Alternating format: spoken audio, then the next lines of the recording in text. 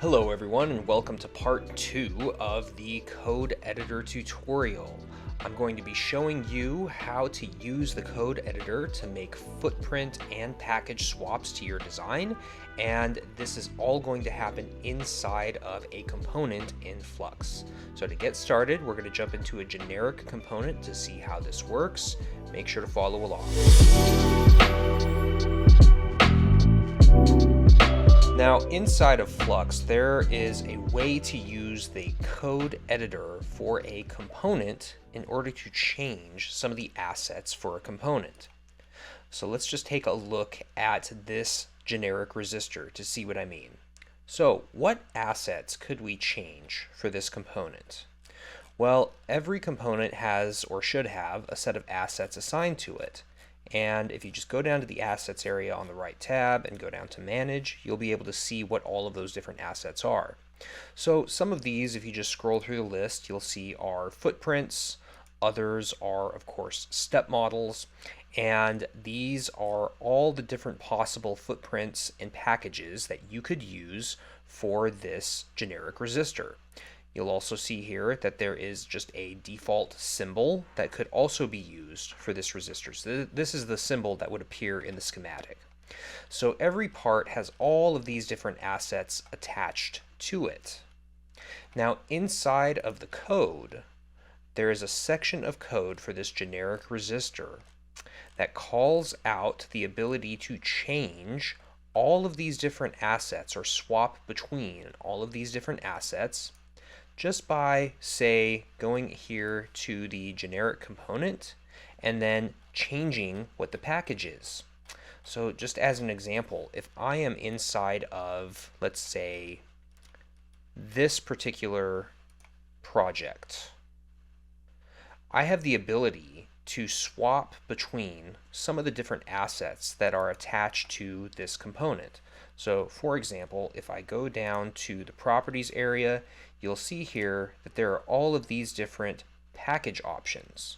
And if I select one of these package options, what the code editor is doing with this big block of code is it is telling Flux to swap out the 3D model and the footprint based on my selection in the package area right here in this drop down list. So for example, if I select, let's say, 2010 resistor, it is going to automatically change the package size in the PCB layout to the 2010 resistor. And all of those assets are attached here in the component in the assets area. So in order to enable this for your components, you have to have these big blocks of code added into the code editor. Another example is actually shown here in the LED animation project. So the LED animation project is available in the public library. It's been cloned or forked a couple of times. And let me show you what you can do with this type of project. So in addition to swapping out assets for a part just by, say, selecting a package from one of these drop-down menus, you can also have the system animate changes in a part. So I'll show you what I mean if we look at the PCB. So if I go into 3D right here, what I can do is I can make this bank of LEDs animate. So the animation sequence is programmed into this part, and I can actually open this part just by right-clicking on it and selecting the open option. But here you'll see in the properties panel for this LED bank that there's an option for off and on. So if I toggle this from off to on and give it just a moment, you'll see that it now has started blinking up and down, up and down. So this animation sequence can be programmed into the code. Now, what the platform is actually doing is the animation sequence is just swapping between these gray LEDs and then another 3D model, which is just a green color, which makes it look like it's actually lighting up. So if you look at this LED part, you'll see that there are multiple assets attached to each of the LEDs that make up this bank. One of them is this gray color, the off state, and then the other is the green color that we just saw if we do this toggling. The green color is a different 3D model which is attached to each of these LED components that make up this part. So, in order to enable tasks like this inside of Flux, you need to go into the code editor for this project, and then if you go into the code editor, you will see that there is a way to tell Flux to swap between these different packages. Doesn't matter whether you're doing this kind of thing with these LEDs, or if you're in this type of scenario inside the PCB layout, and you just want to have the system automatically swap out for a different footprint and package. Essentially, all I do is just go to this drop down, and then I can click SMD0603, and then you can see it just automatically changes, so I don't have to go in and do it manually. So let's dig into the code and see what we can actually do and how this actually works inside of the code editor. So to see how all of this works, I think it helps to go into the generic resistor part. Now inside this part, if you go into the code editor, you're going to see a lot of code in here. Some of this we looked at in the previous part for this code editor tutorial, and all of this deals with the simulation. So all the way down to line 79, that's where the simulation section ends, and then we get into the asset control portion of the code editor. So down here, starting on line 80, is where we start configuring this part so that we can swap between different assets using the code editor. So the purpose of the code editor in this case is basically to queue up which assets we want to swap between. Once we do that, the code editor is then going to essentially execute that swap once there is a selection made in the menu inside of a project. So in other words, when we select one of these packages, let's say for R1 here, if I select a different package, there's a portion of the code that is going to swap out both the footprint that we see here and the 3D model that we would see in the 3D view. So the first thing that we need to do is we need to set up a couple of node IDs. So we need to grab this node ID and this node ID from the component. Now you might be wondering, where do I grab that? Well, first, you'll notice here, this variable, footprint node. This footprint node is calling this node ID. And where do we get this node ID? So this node ID comes from the PCB section. And you'll notice here in the objects panel that there are several different objects here, of course. But if we want to be able to swap out the footprint, we first need to get the footprint object. And so the way that we do that is we call out the object ID. So I need to copy the object ID after selecting footprint. Then if I go into the code, you will see here that the object ID that I just copied is indeed this object ID that's set for the footprint node variable. For the model, I can do the same thing. So if I go back to PCB for this component, I just select model. You'll see here the object ID. I just copy. Then I go over to the code. If I just paste it, we can then check to see that it is indeed assigned to model node variable. And you can see right here that this node ID matches this one. So there we go. We have these two variables set up, and what they are doing is they are just calling these two objects in the component. So now that we have identified the nodes that we want to use for these two variables, we then need to get some lists of all the assets that are attached to this part, and the specific assets that we want are, of course, the KiCad model and then the step file. So if I go in here to the asset area in this project, you'll see here that there is a whole list of KiCad models and step files. Now, what we want the code editor to do is first sort all of these. So first we get a list of all the assets that are not sorted, And then what we're going to do is filter by asset with the file extension KiCad mod. So you'll notice here, if I just go down to manage and I start kind of clicking through some of these, you'll notice that they mostly have two file extensions here. One of them is KiCad mod extension, and then the other is step file extension. So what these next lines are doing is they're just getting this unsorted list, and then in line 85 we take the footprint unsorted asset list and then we sort it, and then we store it as a new variable. In line 88 we're basically doing the same thing. We're just doing it with the step files. So once we get that unsorted list, we then tell Flux to sort it, and then we store it as a new variable. So now we have unsorted lists, and we have pointers that are pointing to our footprint and then our model. So the next thing that we need to do is, after we have set those lists up, what we then need to do is listen for a property change. So all of this next block of code is essentially just listening for a property change.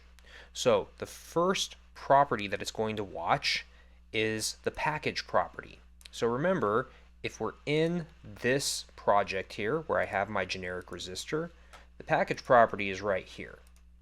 Now this package property is being called out right here in this line. So we're finding a property with the name package, and then we are storing that in this variable property.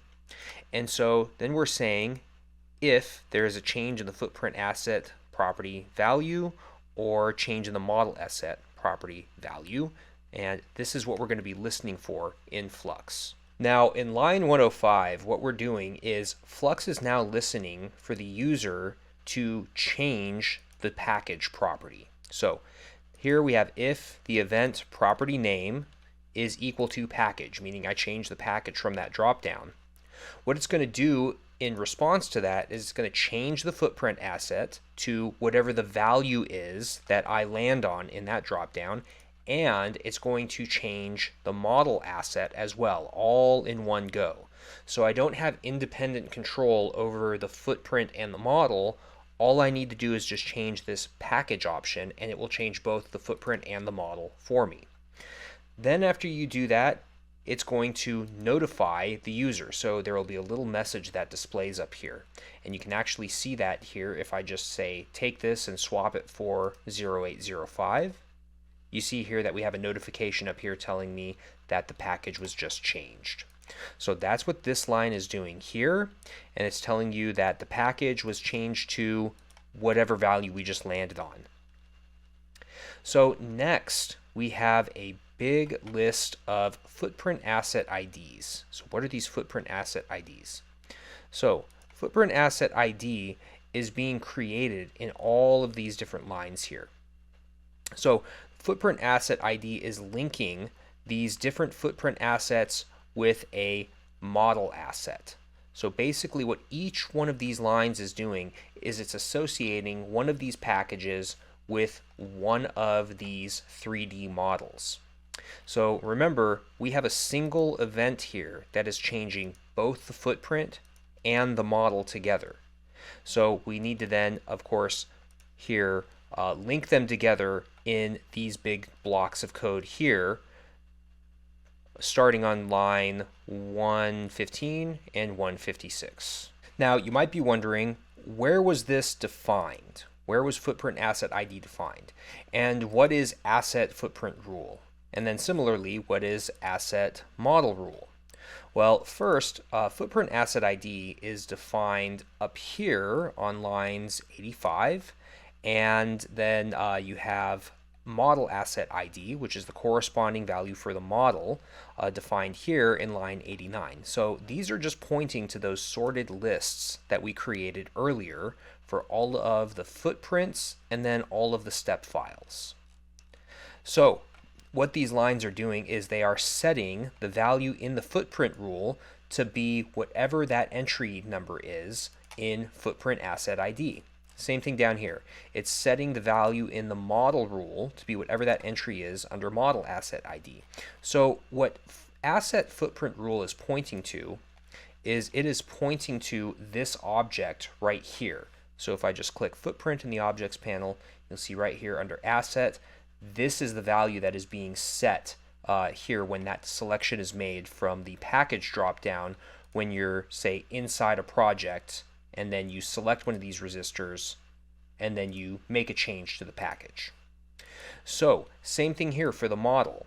If you're inside the code editor and you just scroll down, asset model rule is just pointing to this right here, this asset attached to this model. So right now what it's displaying is the default values. And in fact, if you just scroll down a little bit, you'll see right here, the default asset model rule is just the 3D package for the 0603 resistor. Similarly for the component footprint, under asset footprint rule, you'll see that the default is just the SMD 0603 footprint. So you can program in defaults in all of these lists for all of these different assets that are available for these components. We could even take this component and add additional assets to it, and then we could continue to expand this list if we want to include those additional packages. Or if we wanted to limit our generic resistor to just a few possible packages, like say 0603, 0805, and 0402, we would just delete these, all of these. Same thing here, we delete all of these except for the two that we want to keep and our default. And then we would delete the corresponding assets from the asset list for this component. So that way we only have the assets we need. And then this is just creating that link between the corresponding asset for the model and then the asset for the footprint. Next, let's look back at this prior project. So here in this project, remember we have a big bank of LEDs here, and we have a property called animation. And when animation is turned on, or when it's toggled, it will cause these 3D models to switch out. So we switch for a 3D model that looks like it's green, so it mimics the LED being on, and then we have another model that mimics the LED being off. So all of the code for that is defined in this part for that LED block. And if I go over here to the code, you will see here in the code we have something set up pretty similar. So we're setting up all of these different nodes for these models, and each model node corresponds to a different model inside of this part. Now if we scroll down here, you'll see here that eventually we have a function that we've defined as turn on functions. So this function is essentially changing the model asset through another function that is defined down here later in the code editor, and it's doing it after a specified timeout. So all of these timeouts are in milliseconds. So once the function begins, it will wait a specific amount of time, and then it will execute that change model asset function here. So you can see here that there is a few different sequences, right? Here we have this first sequence, then we have a second sequence that begins 250 milliseconds after this last one ends, and then we have another one that begins 100 milliseconds after that second sequence ends, and so on and so forth. So you could keep extending this as far as you want to. Now the change model asset function is defined down here, and essentially it's just switching between two different model values. So it's switching between a model named OK and then another model named No. And if I just scroll down here to this list of assets, you'll see right here we have a 3D model named No, and then we have another 3D model named OK. So it's just swapping between those two assets. These are just a few of the things that you can do inside of the code editor. Setting this up can be a bit difficult if you have to do it from scratch, but luckily there are all of these generic components and existing projects that you can draw from to set up your code editor to then interact with your project and customize the appearance and the behavior as you interact with it. This concludes our tutorial of the code editor. So it's a bit of a deep topic, And to learn more, you should go check out the documentation for the platform so that you can learn all the syntax and all the functions and everything else that this code editor can do. I think it's an interesting feature, and if you're a software person who wants to learn more about hardware design, this is probably a great way for you to get started. Thanks for watching, everybody, and we'll see you next time.